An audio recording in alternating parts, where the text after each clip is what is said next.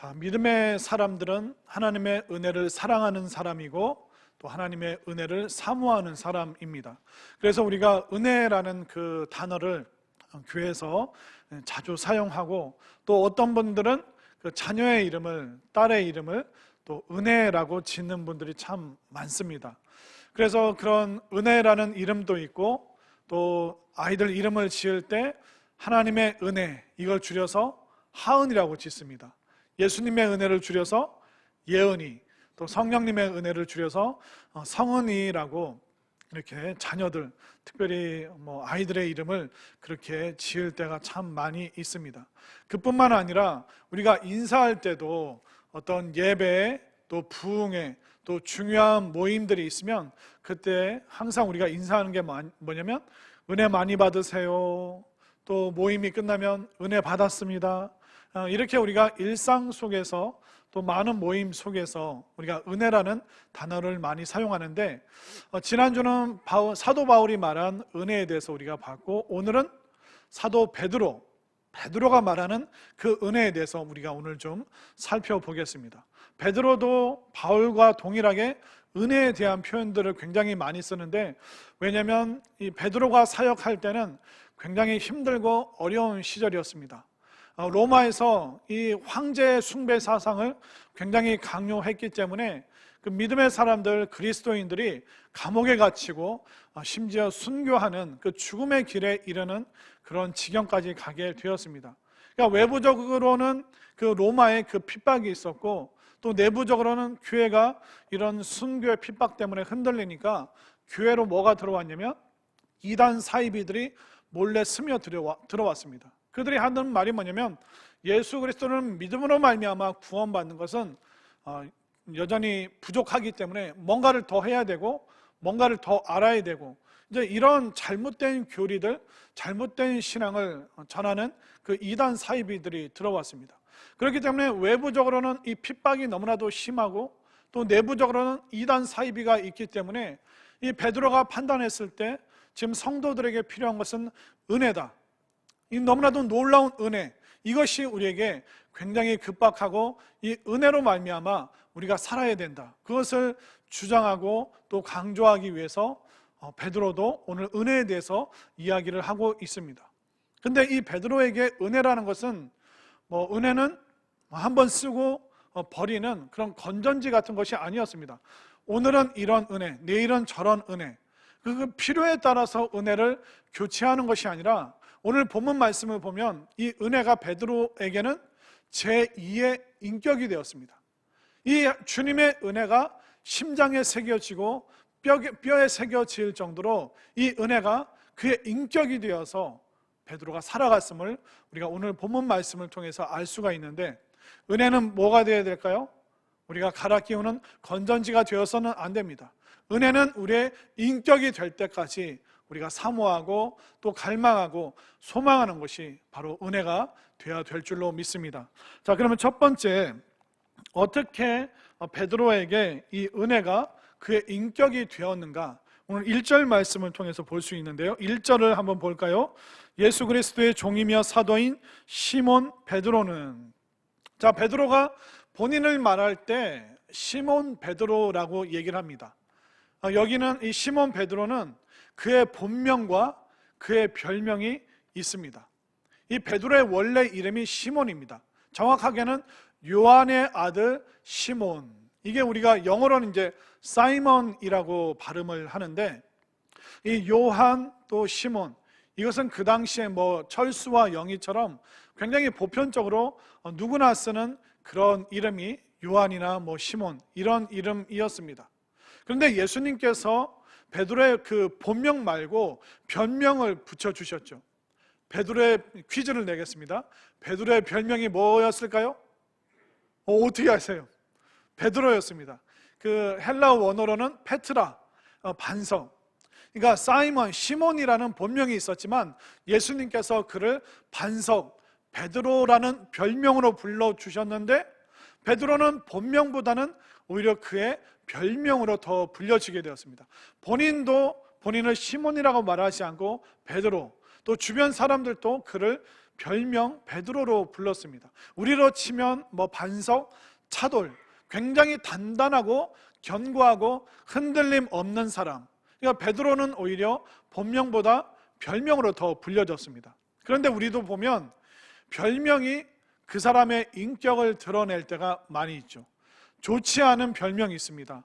동네에서 저 사람은 싸움꾼이야, 저 사람은 주정뱅이야, 저 사람은 노름꾼이야. 그건 무슨 별명입니까? 고개를 절레절레 젓게 만드는 굉장히 좋지 않은 인격으로 그 사람이 살아가고 있음을 별명을 통해서 알 수 있습니다.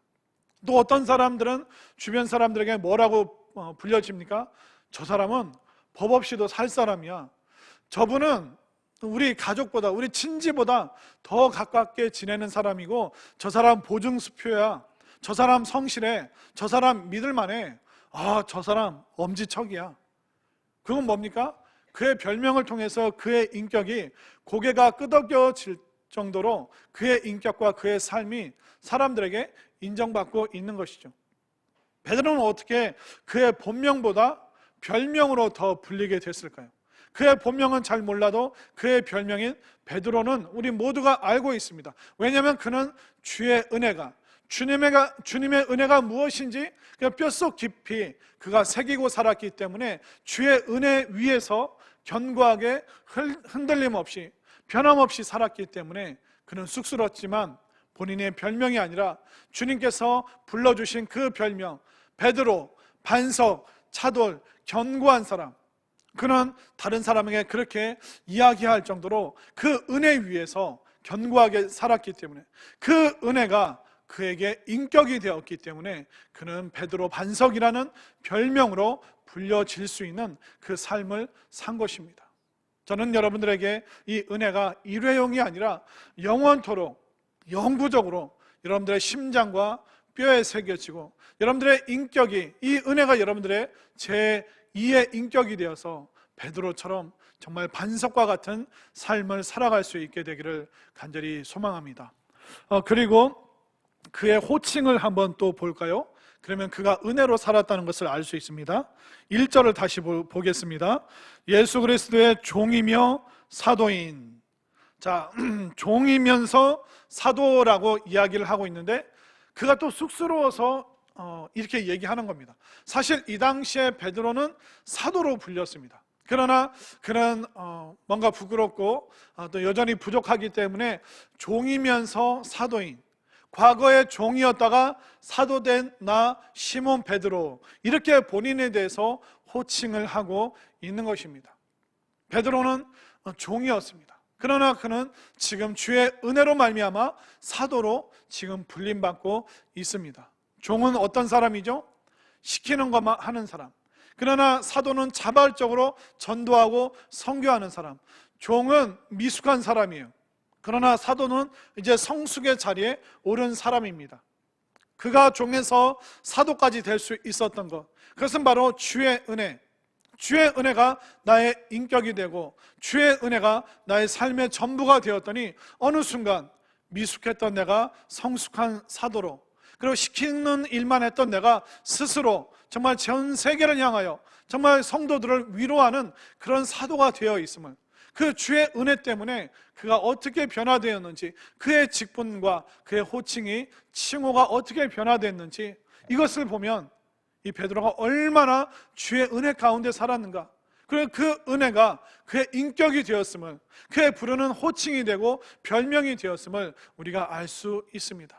여러분들도 미숙한 삶에서 은혜로 말미암아 성숙으로, 시키는 것만 하던 곳에서 겨우 그 일만 하다가 이제는 넉넉하게 어른처럼 모든 것을 스스로 감당할 수 있는 이 베드로처럼 은혜가 충만한 여러분들이 되었으면 좋겠습니다. 또 이 베드로에게 은혜가 두 번째 인격이 되었다, 그것을 알 수 있는 표현이 1절 후반절에 또 나오고 있습니다. 자, 1절 후반절을 한번 볼까요? 구주 예수 그리스도의 의를 힘입어 동일하게 보배로운 믿음을 우리와 함께 받은 자들에게 편지하노니. 베드로가 이 은혜를 충만하게 경험하기 전에는 굉장히 경쟁적인 사람이었고 과장된 행동과 그런 허세를 많이 부렸습니다. 예수님을 따르던 제자들 그 안에 옥신각신 경쟁이 있었습니다. 누가 더 크냐, 누가 예수님의 오른편과 왼편 거기서 그 권세를 휘두를 수 있겠느냐, 굉장히 경쟁적인 사이가 그 제자들의 사이였습니다. 그 베드로는 항상 남들보다 더 튀는 말과 행동을 했죠. 그래서 어떤 때는 막 칭찬받았다가 어떤 때는 예수님께서 사탄아 내 뒤로 물러가라, 굉장히 혼나는 그런 사람이었습니다. 그 물 위에도 가장 먼저 한번 뛰어 들어보고, 또 예수님 계시면 가장 먼저 앞서서 말하고 행동하고, 어떻게 보면 과장되고 뭔가 경쟁 속에서 살았던 사람, 그래서 주변 사람들을 곱게 볼 수 없었죠. 그러나 이제 주의 은혜가 충만하고 은혜가 그의 인격이 되니까 사람들을 어떻게 봅니까? 보배로운 존재로, 이 믿음의 사람들을 정말 보물로, 내가 언제까지 이 사람들 응석을 다 받아줘야 되는가, 사람들은 왜 이렇게 성장을 안 하는가, 그렇게 보는 것이 아니라 한 사람 한 사람 믿음의 사람들이 참으로 보배롭구나, 정말로 귀하구나. 그러니까 은혜가 있느냐 없느냐는 사람들을 어떤 시각으로 보느냐. 이제 베드로는 은혜가 인격이 되니까 이제 사람들을 보는 그 눈과 시각이 다 변하는 거예요. 한번 생각해 보십시오. 은혜가 없으면요, 사람들이 밉게 보여요. 그러나 은혜가 있으면 똑같은 사람인데 다 좋게 보입니다. 은혜가 없는 사람이 목사님 볼 때 뭐라 그럴까요? 아유, 우리 목사님은 맨날 자기 외모 자랑이야. 은혜가 없으면 이제 그렇게 반응하는 거예요. 또 은혜가 없으면, 아니 우리 교회 장로님들, 권사님들은 뭐 하는 거야? 지금 기도의 자리, 예배의 자리 다 나온 거야, 안 나온 거야? 본인 겨우 한번 나와놓고 다른 일 있어서 못 오신 장로님, 권사님들은 막 타박을 합니다. 또 은혜가 없으면, 아니 안수 집사님들은 뭐 하는 거야?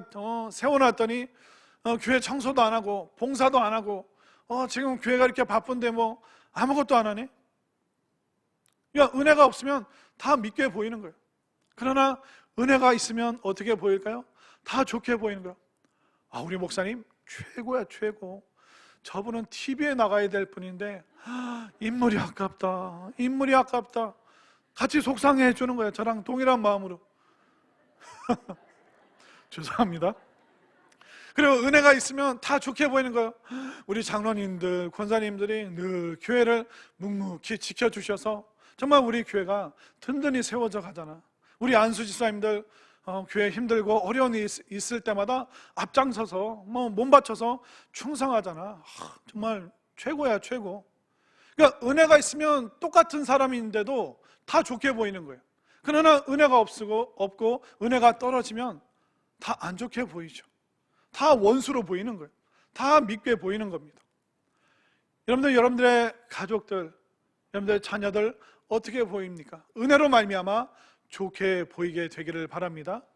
여러분들이 사는 이 대전 어떻습니까? 대전 살기 힘들어요? 아니면 살기 좋은 동네예요? 네, 교회에서 어떻게 대답해야 되는지 아시겠죠? 그러니까 좋게 보면 다 좋아 보이는 거예요. 은혜가 있으면 내가 살아가는 이 환경 너무나도 감사하고 너무나도 좋은 것이죠.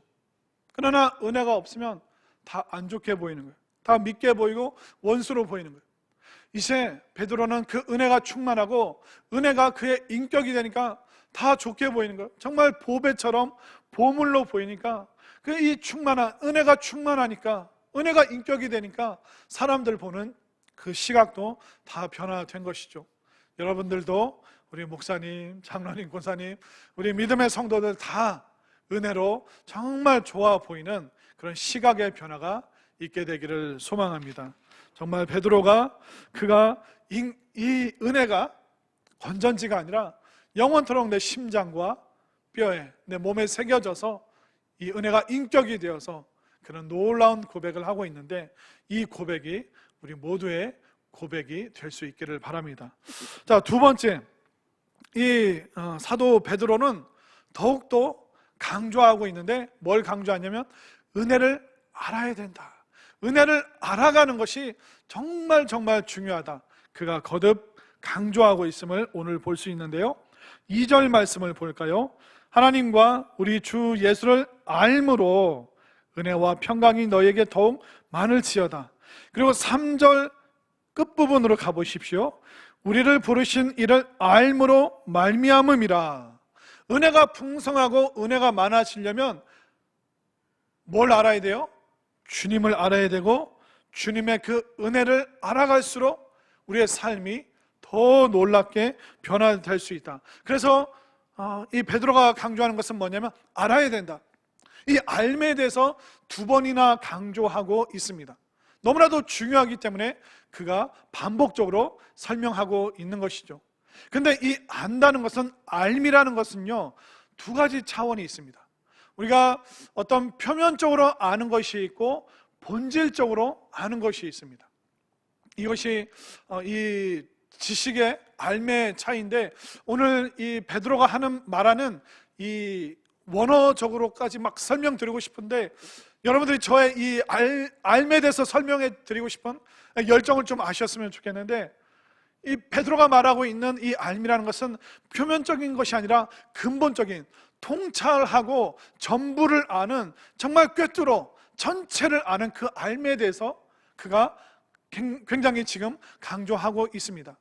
알은 표면적인 알미 있고 그 근본적인 알미 있습니다. 예를 들면 사과 2개가 있어요. 사과 한 개, 이 2개를 합치면 몇 개일까요? 1 더하기 1은 몇 개일까요? 2개입니다. 근데 이건 그냥 표면적인 알미예요. 그런데 이 사과가 2개 있을 때 근본적으로 본질적으로 안다는 것은 뭐냐면, 사과는 어떤 색이 있고, 또 사과는 어떤 맛을 내고, 사과를 잘랐을 때 단면이 무엇이고, 또 사과는 어떤 토양에서 잘 자라고 언제 수확되는가. 그냥 사과 1개, 2개, 이 1개 더하면 2개구나. 이것은 그냥 표면적인 거예요. 예수님 믿으면 구원받아, 교회 오래 다니면 좋아, 무슨 공식적으로 우리가 신앙과 은혜와 믿음을 안다면 이것은 굉장히 그냥 표면적인 수준인 거예요. 그러나 베드로가 말하는 우리가 주님을 알아야 된다, 은혜를 풍성하게 알아야 된다, 그 알미라는 것은 통찰하는 거예요. 깊이 아는 거예요. 넓게 아는 거예요. 부분이 아니라 전부를 아는, 그 주님이 누구신가, 주님이 주시는 그 은혜가 무엇인가.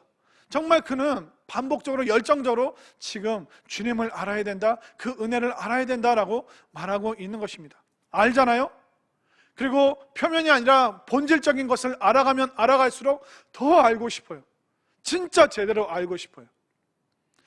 그 목사님들을 만나면 취미가 다양합니다. 어떤 목사님들은 축구, 저에게 자꾸 축구하자는 분들, 어떤 분들은 테니스 치자, 어떤 분들은 목사님 탁구를 좀 배우라고. 목사님들 취미가 되게 많은데, 요즘 만나는 목사님들 취미는 뭐냐면 커피. 여러분들 커피 좋아하세요? 저는 믹스도 마시고 아메리카노 씁쓸한 것도 이제 다 잘 마시는데, 그냥 마시는 수준이 아니라 어떤 목사님들은 바리스타 자격증까지 따신 분들이 있어요. 그래서 그분들에게, 아니 무슨 목사님 바쁠 텐데 시간 내서 그거 배우고 막 시험 보고 뭐 그렇게까지 하십니까? 하는데, 커피를 알면 알수록 하나님의 은혜가 충만하다는 거예요. 아니 무슨 아니 그냥 한 컵 마시는 커피 가지고 뭐 그렇게 거창하게 얘기를 하십니까? 그랬더니 잘 들어보라는 거예요. 그래서 제가 이제 귀를 쫑긋하고 잘 들어봤죠. 커피에 무슨 은혜가 있습니까? 그랬더니 이 커피가 생산되는 게 아프리카, 남미, 이게 다르다는 겁니다. 그리고 이 커피, 이거 알갱이를 처음에는 생두라고 부른대요. 이 생두는 이렇게 푸르스름하고 이게 녹색 같은 푸르딩한 걸 이제 생두라고 말한답니다. 근데 이게 수입이 되어서 한국으로 와서 어떤 분은 이제 로스팅을 한답니다. 근데 이게 성령의 불에 이 생두가 막 익혀지면 이 변한대요. 색깔이 푸르딩해서 시퍼렇게 살아있던 애들이 성령의 불로 팍 죽는데요. 죽으면 색이 검은 갈색으로 변화되면서 거기서 향이 드러나기 시작한답니다. 그런 다음에 이 성령의 불로 죽은 얘를 막 갈면 하나가 된대요. 각자 흩어져 있던 그 원두들이 완전히 하나가 되어서 우리 성도들도 하나가 되었는데 갑자기 또 막 간증을 하시는 거예요. 이렇게 하나가 된 이 원두를 간 이 하나가 된 그 가루에 정말 축복의 단비, 뜨거운 단비를 부으면 주룩주룩 얘가 눈물을 흘리면서 거기서 향과 맛이 나는데, 이 깊은 은혜, 이 목사님도 이 은혜를 알아야 된다고, 이 커피의 은혜 세계로 들어오시기 바랍니다. 그럼 제가 박수를 막 쳐요. 은혜 받았습니다 목사님, 헌금은 어디다 내야 되나요?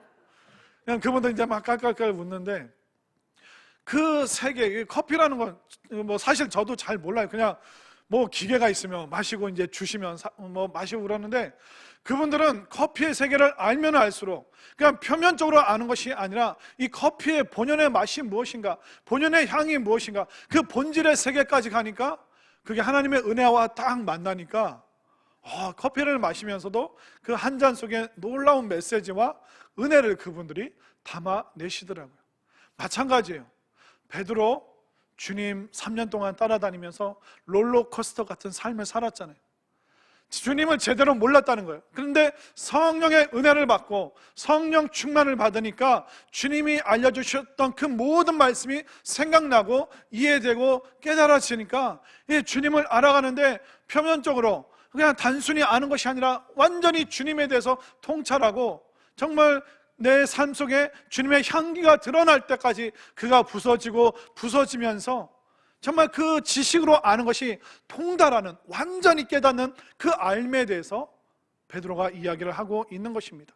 그렇기 때문에 우리는 뭘 알아야 돼요? 주님의 은혜를 알아야 되는 거예요. 여러분들이 표면적으로도 알고 깊이 있게 본질적으로도 이 주님의 은혜를 매 순간순간 말씀을 통해, 예배를 통해, 기도를 통해 이 은혜의 놀라운 세계를 여러분들 지식적으로 충만하게 깨달아 가시기를 바랍니다. 또 베드로가 말하고 있는 이 알미라는 것은 뭐냐면 그 체험적인 차원이 또한 있습니다. 우리가 누군가를 안다고 할 때 그냥 그 사람의 이름과 얼굴을 아는 것과 그 사람을 경험해서 아는 것은 다르죠. 예를 들어서 어떤 남자 청년이 길을 가다가, 총각이 길을 가다가 누군가의 주민등록증을 주었어요. 주민등록증 보니까 뭐가 있습니까? 사진을 보니까 이뻐요. 그 이름도 이쁘네. 생년월일도 나랑 별로 차이가 안 나네. 우리 동네 사네. 자, 그런데 이 젊은이가 누군가의 주민등록증을 주어서 그걸 본다고 해서 그 사람을 안다라고 말할 수 있나요? 그건 아는 게 아니죠. 그냥 주민등록상의 정보를 아는 것이죠. 여러분들이 아마 한국의 대통령을 알고 미국의 대통령을 알 거예요. 그러나 개인적으로 아나요? 그건 아니죠. 그렇기 때문에 이 베드로가 말하고 있는 것은 그분에 대해서 충분히 다 알지만 또한 체험적으로 우리가 주의 은혜에 대해서 충분히 설명하고 완전히 이해시킬 수 있지만 또한 체험적으로 알아야 된다는 거예요. 그 청년이 이 주민등록증을 그 사람 찾아서 줘야겠다. 찾아서 만나보니까 너무 좋은 거예요. 그러니까 연애를 하게 됐습니다. 연애를 하다 보니까 알아가면 알아갈수록 같이 살고 싶은 거예요. 그러면 결혼하게 됩니다. 그러나 거기서 끝나는 것이 아니죠. 결혼하면 할수록 더 알아가지만 모르는 부분도 많잖아요. 많은 분들이 저에게 찾아와서 목사님, 우리 남편 모르겠어요. 평생 같이 살았는데 아직 모르겠어요. 내가 배 아파서 낳은 우리 자식, 우리 자녀 모르겠어요. 얘기를 해도 통하지 않았으면 모르겠어요. 그렇기 때문에 우리는 같이 살아가면서 체험적으로 알아가지만 다 안다라고 함부로 말할 수 없습니다. 그래서 우리가 신앙생활하면서 책을 몇 권 읽었다고 해서, 성경 공부 몇 개 했다고 해서, 예배 몇 번 드렸다고 해서 주의 은혜를 다 알았다라고 함부로 말하면 안 되는 거예요. 그래서 우리가 어제의 은혜, 그 오늘 또 신선하고 새롭고 나를 충만하게 해주는 이 은혜를 체험하기를 원합니다. 내일 또 주님께서 예비하신 그 은혜를 체험하기를 원합니다. 그러니까 베드로가 말하고 있는 이 알미라는 것은, 주의 은혜를 안다는 것은 지식적으로 완전히 통달해서 정말 그 맛과 향기에 대해서 누군가에게 말할 수 있는 그 수준까지 그 알아가는 것. 그리고 그뿐만 아니라 체험적으로 정말 살아가면서 겪어가면서 정말 주의 은혜가 무엇인가, 이것을 알아가는 것, 체험적으로 알아가는 것, 이것이 바로 우리에게 필요한 것이다 라고 베드로가 강력하게 말하고 있는 것입니다. 왜냐하면 그가 십자가 이전에 알던 주님과 십자가 이후에 알던 그 주님이 완전 달랐어요. 왜냐하면 그가 은혜가 없을 때는 그냥 주님 따라다니긴 했는데 언제든지 도망칠 준비가 되어 있었죠. 그래서 정말 주님이 제자들을 필요로 했던 그 순간에 제자들은 다 도망갔습니다. 은혜가 다 떨어져 버렸습니다. 은혜가 다 사라졌습니다. 그러나 이제 십자가와 부활과 성령의 은혜를 통과하니까 이제 그는 목숨 다하여 도망칠 수 있는 자리에서도 그는 도망치지 않고 어떤 그 역사에 의하면 그가 십자가에 매달릴 때 내가 어떻게 주님과 동일하게 매달리겠는가, 감히 나같이 부끄러운 자가. 그래서 거꾸로 매달아 달라. 그러면서 그는 당당하게 그는 죽음의 자리로 갈 수 있었습니다. 왜 그랬을까요? 처음 십자가에서는 도망갔지만 그는 두 번째 자기 십자가를 져야 될 때는 당당히 죽음의 자리로 갈 수 있었습니다. 왜냐하면 지식적으로 알던 그 주님, 충만하게 알던 그 주님, 이제 체험적으로 매일매일 삶 속에서 그분을 더 알아가면 알아갈수록 그 은혜가 사무치고 그 은혜가 놀라웠기 때문에 그는 기꺼이 그 은혜를 기억하면서 그는 죽음의 자리까지 갈 수 있었던 것입니다. 저는 여러분들이 이 주님에 대해서, 주의 은혜에 대해서 정말 지식적으로 풍성하게 통달하는 그 수준까지, 그리고 그냥 머리로 아는 것이 아니라 온 몸과 마음으로, 인생으로 이 체험적인 은혜를 여러분들이 꼭 경험할 수 있게 되기를 바랍니다. 그뿐만 아니라 베드로는 이 은혜가 충만하기를 바라고 있습니다. 2절 말씀 끝부분을 보십시오. 은혜와 평강이 너에게 더욱 많을지어다. 더욱 많다는 것은 충만해야 된다. 충만한 은혜. 왜 베드로는 은혜가 있길 바랍니다가 아니라 은혜가 많아지길 원합니다. 더욱 많아지길 원합니다. 은혜가 충만하기를 원합니다. 왜 이런 표현을 쓰고 있을까요? 왜냐하면 충만해야지만 충분하기 때문에. 저수지에 물이 조금 차면 충분하지 않습니다. 그러나 저수지에 물이 충만하게 차면 사용하기에 충분합니다. 우리가 잔치가 있을 때 음식을 박하게 준비하면 안 됩니다. 잔치가 있을 때 음식을 충만하게 준비해야지 사람들에게 충분하게 대접할 수 있는 것이죠. 그렇기 때문에 우리가 근근히 겨우겨우 은혜 받아서는 안 돼요. 우리가 은혜가 희박하면 안 됩니다. 우리 한 사람 한 사람, 우리 교회가 은혜가 충만하게 되기를 소망합니다. 충만하면 우리가 신앙생활, 인생 살아가기 충분한 그 능력을 우리가 받을 수 있습니다. 그리고 충만하다는 것은 주체할 수 없는 거예요. 흘러 넘치고 있다는 것입니다. 우리 삶 속에 이 은혜가 주체할 수 없어야 됩니다. 지금 여러분들이 주체할 수 없는 감정이 뭡니까? 분노? 억울함? 속상함? 그런 걸로 우리가 주체할 수 없다면 은혜를 채울 수 없습니다.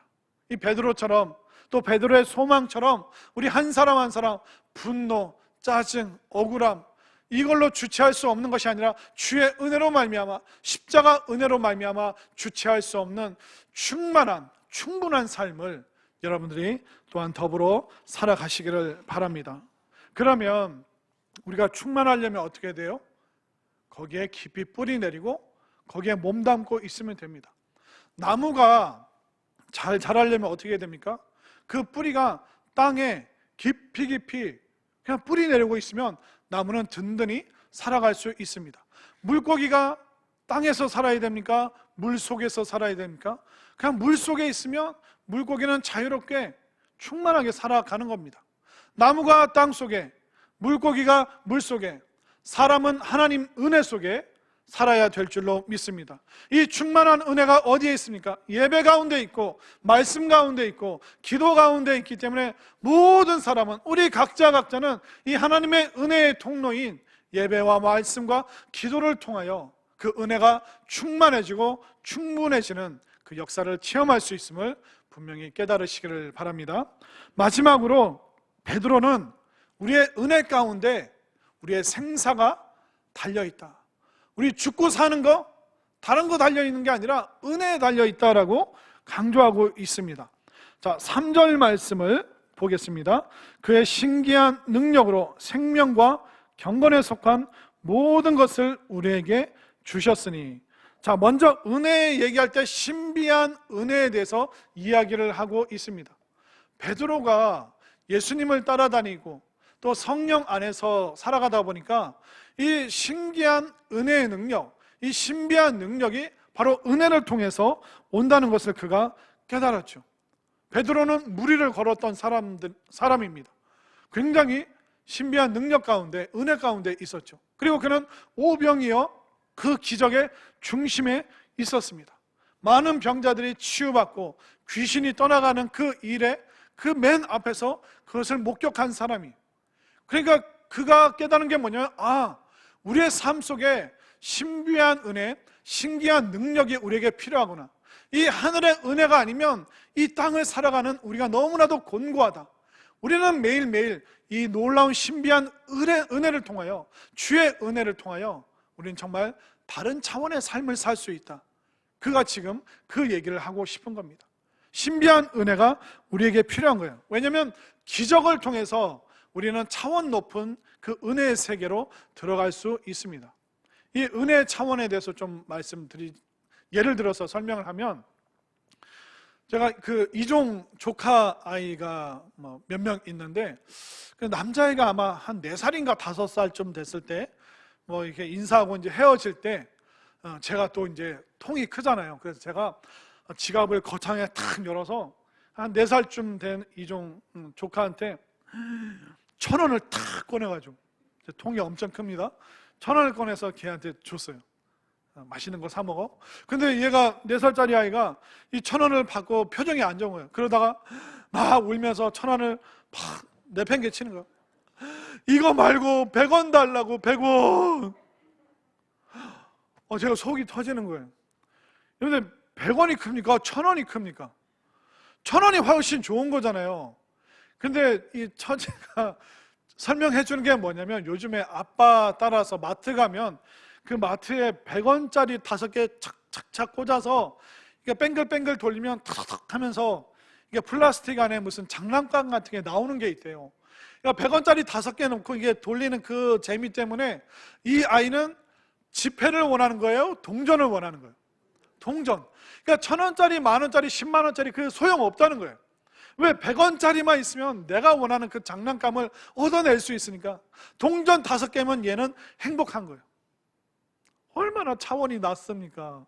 우리가 행복을 누릴 수 있는, 정말 기쁨을 누릴 수 있는 게 100원짜리 5개, 그거 말고 우리는 1,000원, 만원, 10만원 그 이상의 수많은 누릴 수 있는 차원이 많이 있는데, 우리가 여전히 그 100원짜리의 차원에 있다면 물론 그것도 좋지만 더 좋은 게 있는데, 그건 그냥 일부고 더 전부에 더 놀라운 세계가 있는데, 이 신비한 이 기적의 차원, 정말 은혜로 말미암아 내가 변화되고 내 몸과 내 마음과 감정과 내 영혼이, 내 시각이 변화되는 인생의 놀라운 변화가 있는 이 차원, 이것을 막 설명해 주고 싶으니까 베드로는 신비라는 단어보다 신기라는 단어를 써서 신기한 능력 가운데 그 은혜로 말미암아 우리가 차원 높은 그 삶을 살아갈 수 있음을 그는 강조하고 있습니다.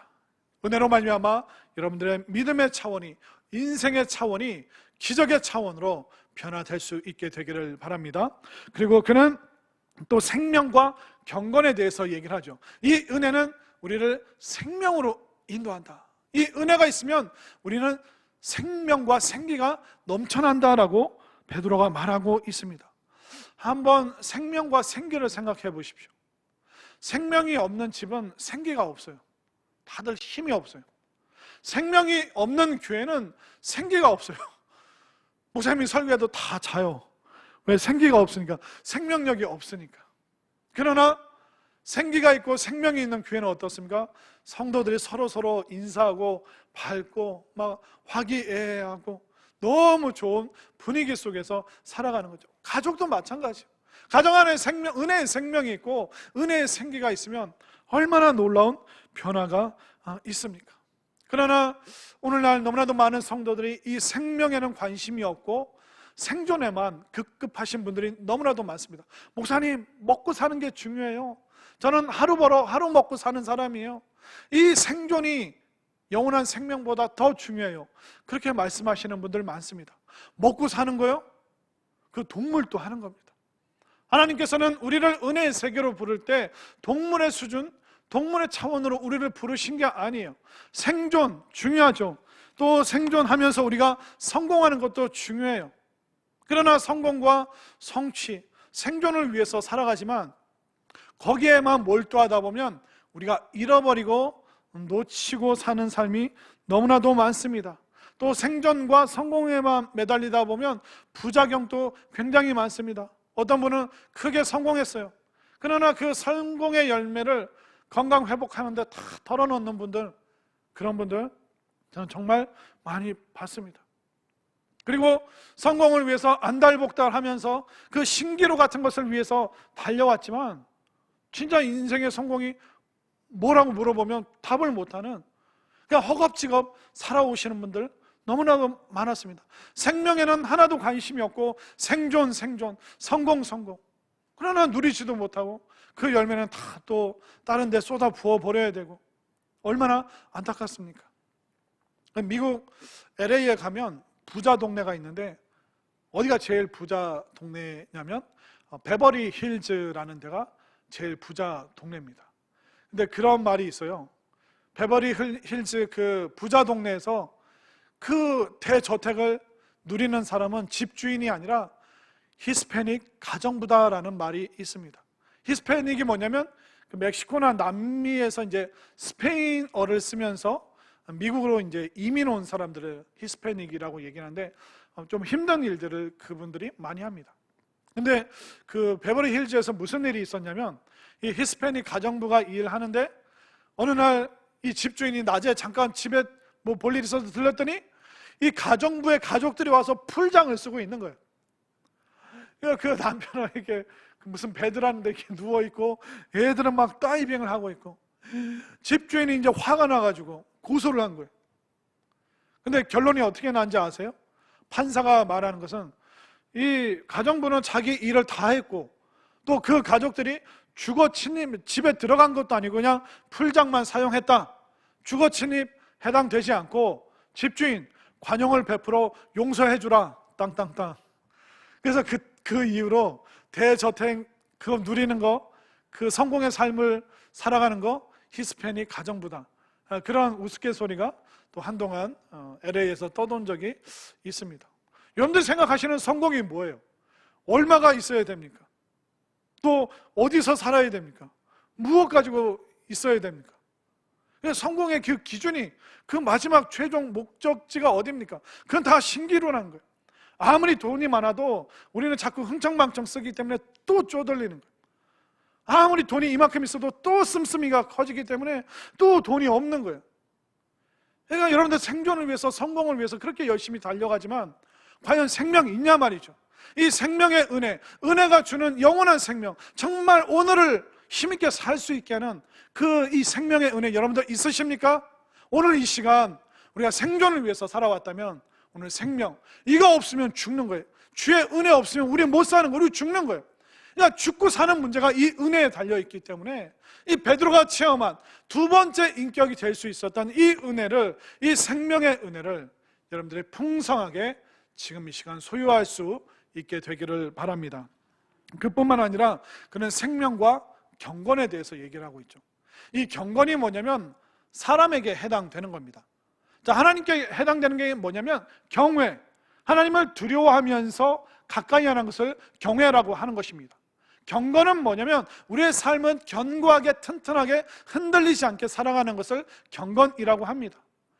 이 경건의 은혜를 통해서 경건이 오고 경건한 삶을 살다 보면 우리가 은혜가 충만해집니다. 이 경건과 은혜는 함께 선순환이 일어나는 겁니다. 왜 오늘날 우리에게 튼튼한 굳센 경건이 필요하죠? 우리는 너무 불안정해요. 우리는 초조한 삶을 삽니다. 남들이 나보다 더 빨리 가는 것 같아요. 남의 자녀들이 내 자식보다 더 잘 나가는 것 같아요. 불안합니다.